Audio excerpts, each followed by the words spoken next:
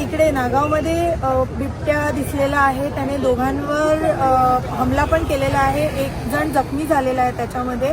तर सगळ्यांना मी आवाहन करते, नागावमधल्या रहिवाशांना तसेच नागावमध्ये येणाऱ्या पर्यटकांना सुद्धा, की आजच्या दिवस तुम्ही इंडोर राहा. रेस्क्यू टीम आलेली आहे, पोलीस प्रशासन इकडे पोहोचलेलं आहे. सिच्युएशन अंडर कंट्रोल आहे, परंतु तो बिबट्या अजूनही उघड्यावर म्हणजे फिरतो आहे वाड्यांमध्ये. तर शाळा आम्ही बंद ठेवल्यात, पण मुलं शाळेमध्येच सुरक्षित आहेत.